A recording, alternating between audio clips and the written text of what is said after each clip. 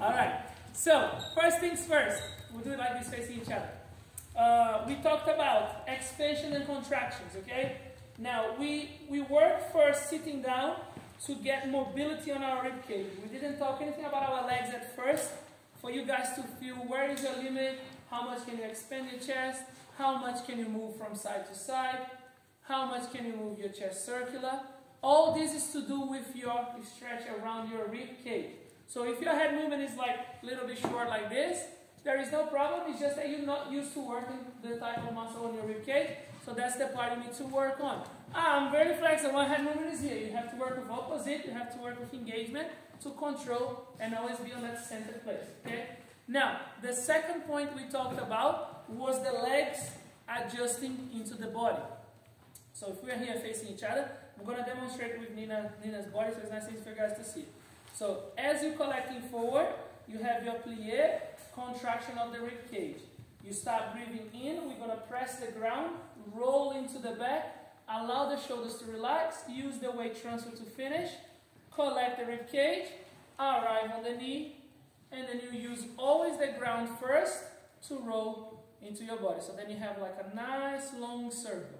Now remember, this flexibility in here is with you. So for example, if you're going here, it's going to do a bit extra there. If you're going there, so you've got to make sure that you feel safe and comfortable.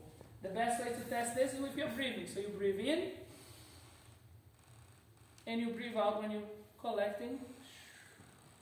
Most important part is, as you are collecting, don't hesitate to collect the head and your legs at the same motion. We're working for this moment right here. This little spring, you see? E, transition. Boom. Collection. E, pass it. Open. Then we talked about our frame. The concept of frame being just your arms. If you're moving just your hands to lead your follower, you're doing this. If you are moving just your body without the frame, there's no movement. But then the reaction of actually moving your chest to your hand. So if I want to tilt my partner instead of moving my arm, I am actually tilting myself first, and then I allow my body to come with me. Then we talked about the doors. Closed doors, open doors. Closed doors, open doors. Anytime I want to get my partner's head forward, I'm going to then close the door, and then I do a plie. Boom. My frame is always relaxed. Notice that I'm not doing this to her.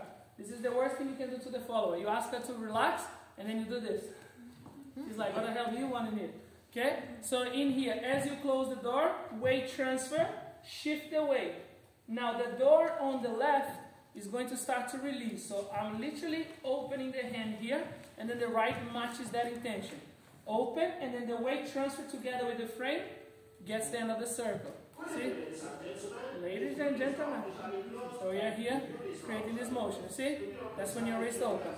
Straight away close, pass it, and lean.